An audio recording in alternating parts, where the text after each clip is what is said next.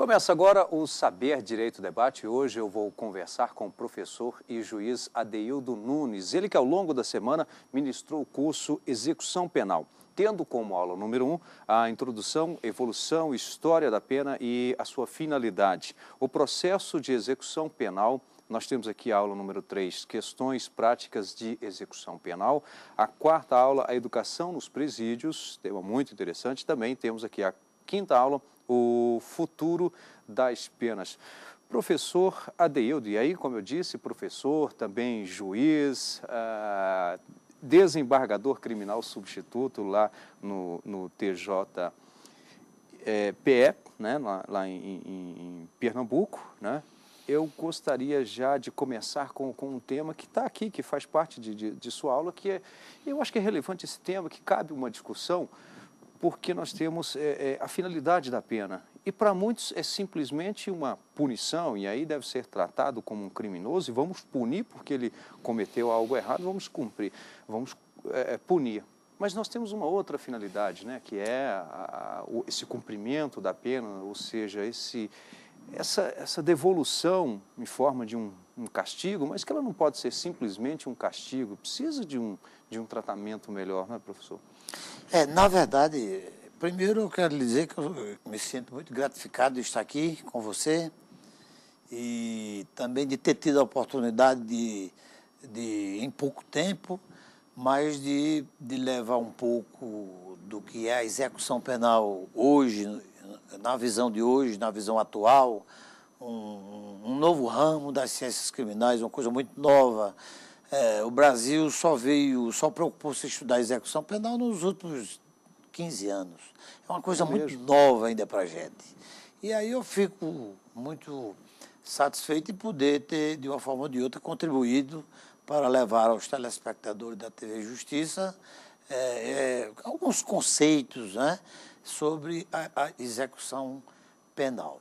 Diretamente respondendo a sua pergunta, eu concordo com você.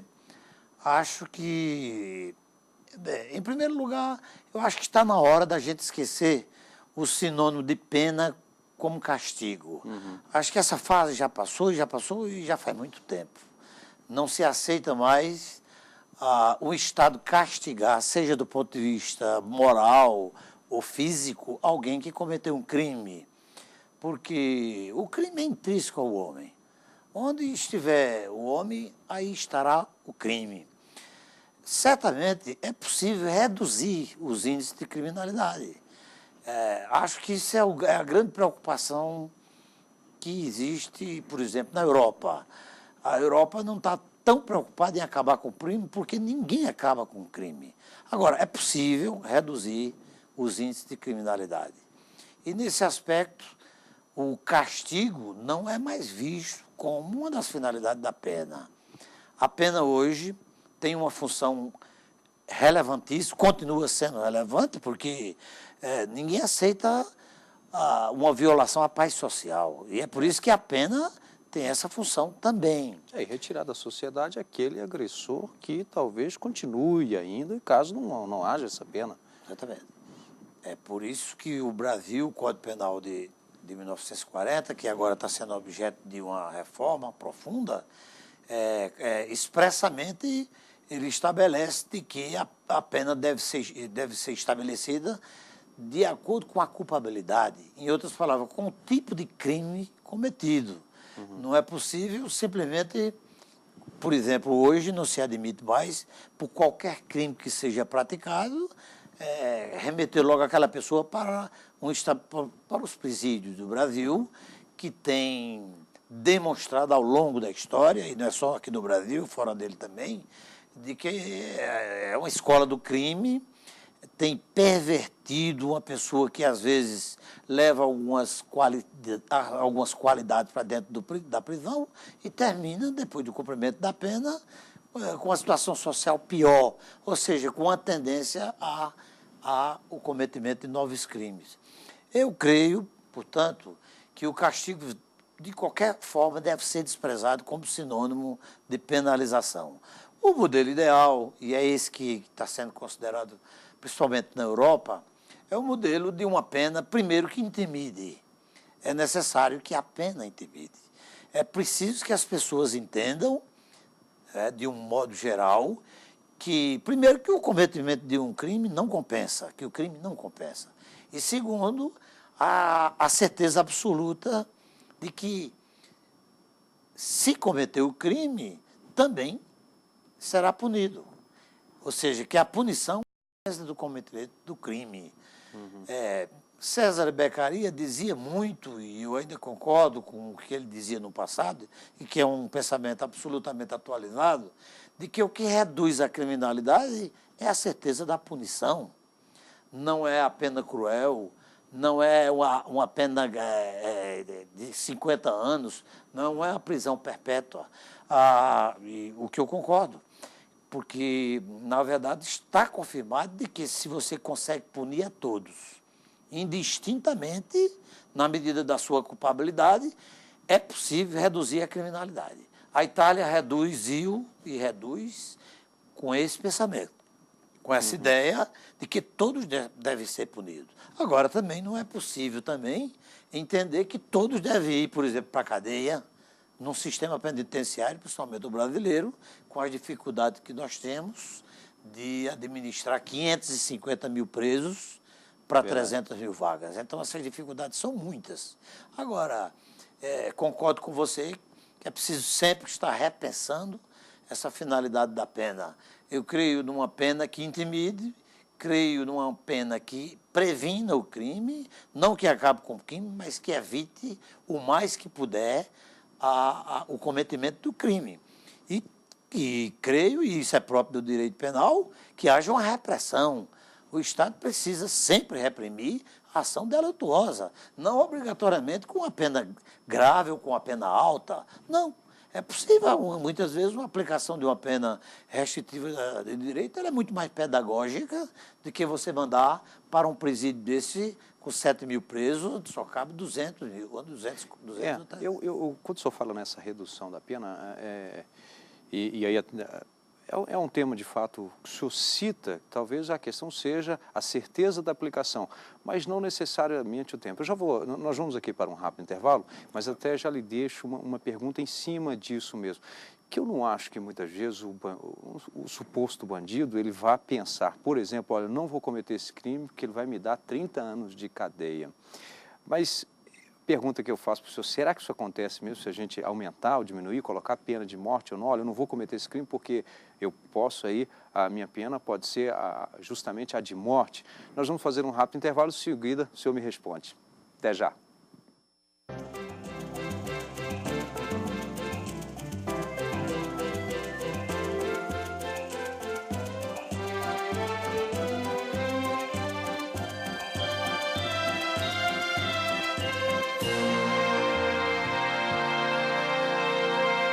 Estamos de volta com o Saber Direito Debate, hoje conversando com o professor Adeildo Nunes, professor e também juiz de execução penal, desembargador criminal substituto no TJPE, também professor da ESMAP, né?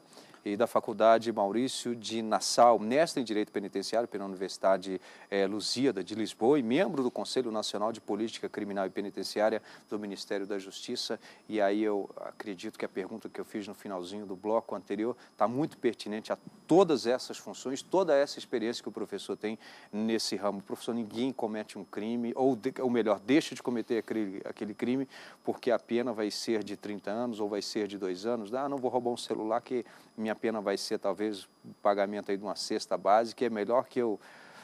Nenhum bandido pensa nisso, né? Exatamente. Não é assim. Então não seria esse, olha, vamos aprovar... Porque tem muita gente que fala, não, vamos aumentar de 30 para 60, ou pena de morte. Isso adiantaria não, né? Na verdade, eu acho que não. Em primeiro lugar, porque nós ainda estamos acostumados a entender que o crime é mais importante reprimir a conduta delituosa do que prevenir. Isso é um mal muito brasileiro. Não é essa a solução ideal. É claro que a repressão será sempre essencial, mas a prevenção ao crime, ou seja, quanto mais você pode evitar que o crime aconteça, ela é muito mais interessante. Aliás, o custo é muito menor, porque no momento que você deixa no momento em que deixa de existir um crime, é claro que a paz social está muito mais presente. Eu sempre fiz essa crítica ao Brasil. A gente não tem muita preocupação com a prevenção ao crime. É claro que não se previne o crime, por exemplo, somente com um bom Código Penal. Contribui. Uma boa lei penal, uma justiça rápida, eficiente, uma polícia também rápida e eficiente. Enfim, os instrumentos de justiça são importantes nessa função de prevenir o crime. Mas eu diria que o que realmente consegue reduzir a criminalidade são políticas sociais voltadas para as classes menos favorecidas. Sempre foi assim, vai ser durante muito tempo. Nós temos um problema muito grave no Brasil, que é a ausência de uma boa educação. As coisas têm mudado, todo mundo reconhece que nós temos evoluído, ainda não é o suficiente, país continental, basta ver a questão dos menores envolvidos com drogas, quando deveriam estar na escola, basta ver o perfil de quem entra no sistema penitenciário hoje, pessoas nessa faixa de 18 a 24 anos, quase sempre analfabetos, famílias desconstituídas, envolvimento com drogas, sem profissão, desempregado. Quer dizer, essa pessoa, ela tem tudo para ser recrutada, no mínimo, pelo tráfico de droga. Porque o tráfico de droga vai oferecer a ele o que o Estado ou o que a sociedade não ofereceu. E isso é um fator que é preciso analisar isso. Então, eu considero a escola essencial. E a escola, uma boa saúde, uma família constituída, evidentemente que isso vai contribuir para reduzir a criminalidade. Isso são experiências comprovadas. É claro, eu repito, ninguém vai acabar com o crime, mas é possível reduzir. Enquanto o Brasil primeiro não definiu uma política de segurança pública e uma política penitenciária. Nós iniciamos muito bem, há cerca de 10 anos atrás, uma política de segurança pública, mas me parece que ela vem sendo paralisada nos últimos tempos. Certamente por alguma falta de investimento ou de vontade política. Mas a questão penitenciária ela é muito devagar. Para você ter uma ideia, eu vou citar o meu estado de Pernambuco. Nós temos, há 10 anos atrás, Pernambuco tinha 15 mil presos. E hoje já está com 26 mil. E nós temos a mesma capacidade de lotação. Em outras palavras, 11 mil pessoas novas ingressaram no sistema penitenciário e uma vaga sequer foi criada. E isso não existe só em Pernambuco, é uma realidade nacional. Falta, portanto, uma política, não é? Uma política penitenciária voltada, primeiro, para construir presídio. Não é possível 550 mil presos, só tem 250 mil vagas. Tem que tomar uma posição, uma decisão política eficiente sobre isso. Veja a facilidade que nós tivemos agora, e estamos tendo, para construir os estádios de futebol para a Copa do Mundo. Verdade. Está aí a realidade. E quando se quer fazer, faz. Era possível, portanto, fazer um planejamento de uma política penitenciária eficiente, modificando muitas e muitas coisas erradas que estão aí. O preso não é tratado como ser humano há muitos e muitos anos, isso é assim. Isso dá um sentimento de revolta tremendo. E a única forma que eles têm de responder à altura o que se faz com eles dentro da prisão é quando eles saírem, que tem a oportunidade de voltar a delinquir. É uma forma, não é, de dizer, olha, eu estou insatisfeito com isso aqui. E, por outro lado, é preciso que dentro desses presídios brasileiros existam escolas, existam forma do preso se profissionalizar. Que inclusive é um dos temas aqui que o senhor trata, que é o tema da aula de número 4, justamente a educação nos presídios. Bem, nós vamos fazer aqui mais um rápido intervalo e em seguida estaremos de volta aqui no Saber Direito Debate. Até já.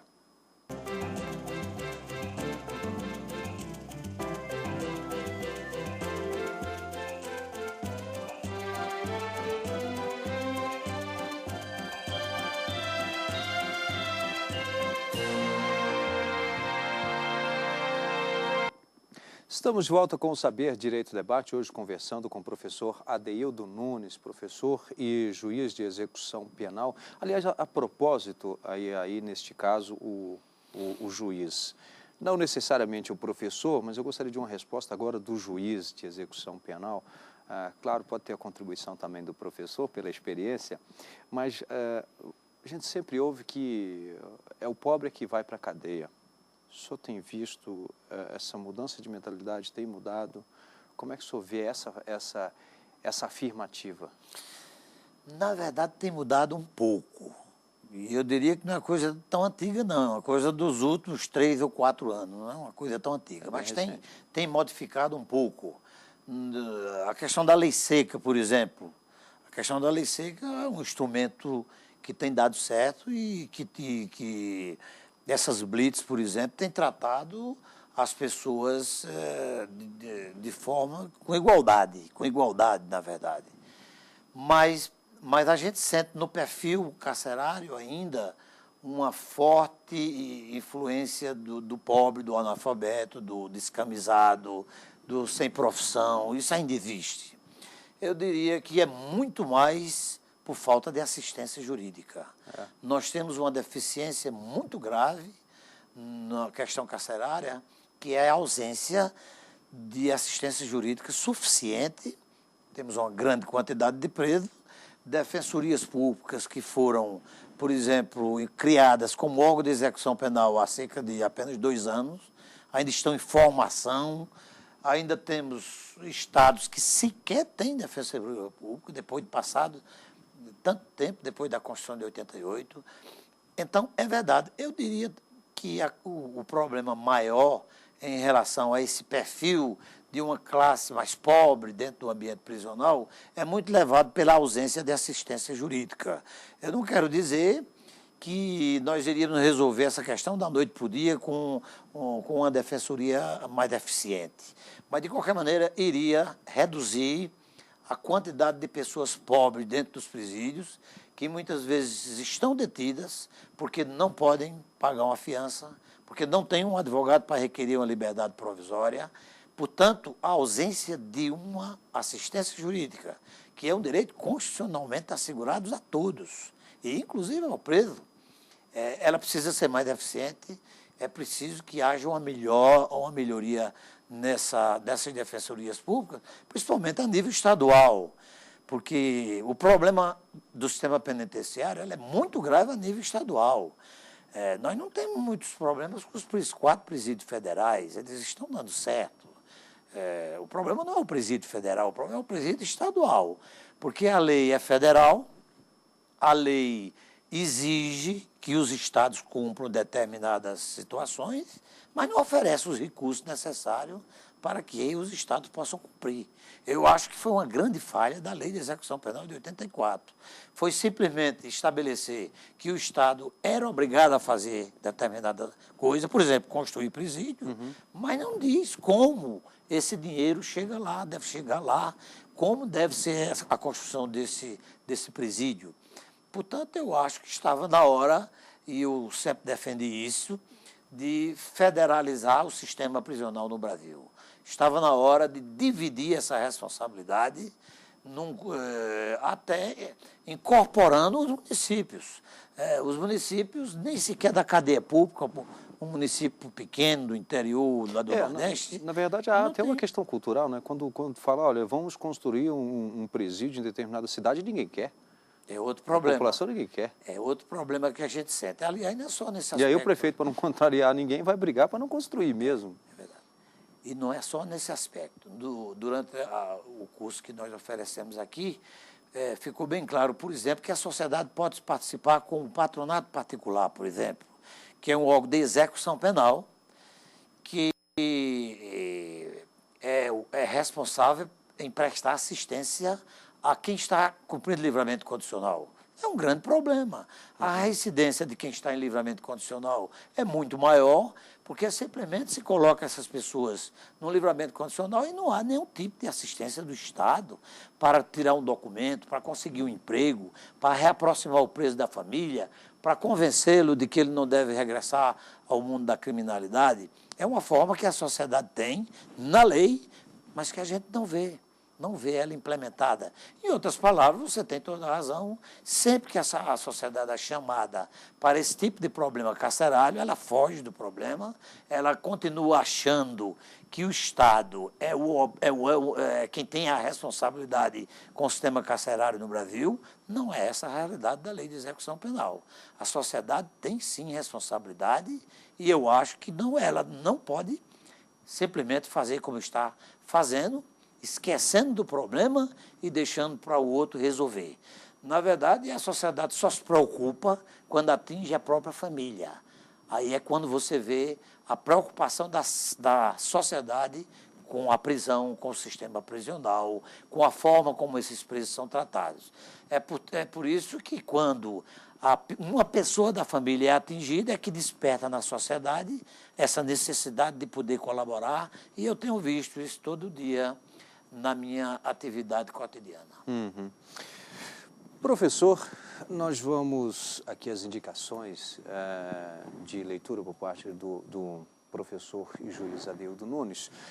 Mas antes de falar, inclusive, desta obra que o senhor nos traz aqui, inclusive o senhor é autor também de outras obras, eu gostaria que o senhor comentasse. Eu estive visitando, que é um site, né? O senhor disponibiliza algumas informações do site, e aí tem várias informações interessantes, né? Tem artigos, tem, por exemplo, lá um assunto que eu gostaria de ter tratado aqui, que é o juiz sem rosto, por exemplo, o poder de investigação, a quem cabe investigar, e tantas outras informações.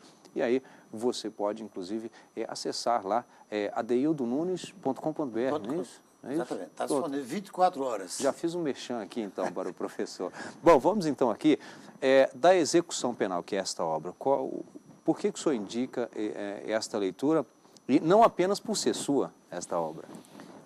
Você sabe, esse livro, essa é a segunda edição da Editora Forense, publicado pela Editora Forense. A primeira edição foi um pedido de um aluno da faculdade. Professor, era possível o senhor fazer uma espécie de apostila para que a gente tivesse acesso à informação com maior facilidade? E aí, sem nenhuma pretensão, eu resolvi, então, elaborar uma apostila, que a Editora Forense se interessou pela matéria e publicou a primeira edição do livro. Foi um sucesso absoluto no Brasil inteiro e até fora do Brasil. Inclusive, eu citaria o exemplo de Portugal, onde eu concluí o meu mestrado. O livro é um sucesso, já vou para a terceira edição, até porque está havendo uma modificação quase que, pelo menos de 2 em 2 meses, na lei de execução penal, e é por isso que ele precisa ser constantemente renovado. E eu posso lhe assegurar que o livro está fazendo sucesso no Brasil inteiro, mas ele foi e é, aliás, inteiramente dedicado ao estudante de direito, seja do curso de graduação, seja do curso de pós-graduação.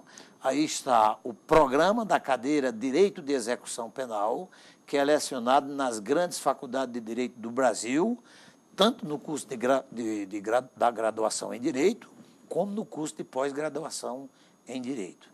E eu fico muito mais satisfeito porque ele agora, recentemente, está sendo objeto de muitas e muitas monografias de conclusão de curso e até em dissertação de mestrado tem sido citado. Para mim, eu fico muito lisonjeado. E os outros que eu publiquei recentemente, a execução da pena e da medida de segurança, da editora, da Malheiros Editora de São Paulo, ele reflete muito mais, a minha preocupação foi muito mais de divulgar a questão da execução da medida de segurança, porque a gente se preocupa muito com a execução da pena e esquece, com frequência, a questão da medida de segurança. É preciso olhar com outros olhos a questão desses doentes mentais que estão aí detidos, às vezes, 20 a 30 anos em manicômio judiciário, sem assistência da família, precisando de um amparo, de uma assistência jurídica, precisando de um psiquiatra, etc. Então, basicamente, esses 2 livros tiveram essa intenção. O meu primeiro, A Realidade das Prisões Brasileiras, foi um retrato, e a minha dissertação de mestrado, eu procurei fazer um retrato do quadro carcerário brasileiro. Eu trago informações que, embora estejam desatualizadas, mas eu estou pretendendo agora atualizá-los, porque acho que está na hora de mostrar, por exemplo, o livro foi de 2005, o Brasil tinha cerca de 160 mil presos, nós já somos com 550. A realidade, portanto, é completamente diferente. Eu diria, portanto, que fico muito satisfeito em poder apresentar esse trabalho, muito simples, mas feito com muito carinho e dedicado especificamente a quem quer se aprofundar na execução da pena e da medida de segurança no Brasil. E aqui nós temos monitoramento eletrônico de presos, para que você tome conhecimento aqui desse conteúdo, monitoramento de presos, eletrônico de presos, o ingresso das defensorias públicas como órgãos de execução penal, também novas regras sobre a prisão cautelar, regulamentação da remissão da pena, e também política criminal e penitenciária e a jurisprudência atualizada. Bem, eu tive aqui a satisfação de conversar com o professor e juiz Adeildo Nunes, ele que ao longo da semana ministrou o curso no Saber Direito, Execução Penal. Agradeço, professor, nosso muito obrigado, e lembro que você pode participar do programa, nosso endereço eletrônico é saberdireito@stf.jus.br, e o programa está disponível na internet no site da TV Justiça, www.tvjustiça.jus.br. Obrigado e até o próximo programa.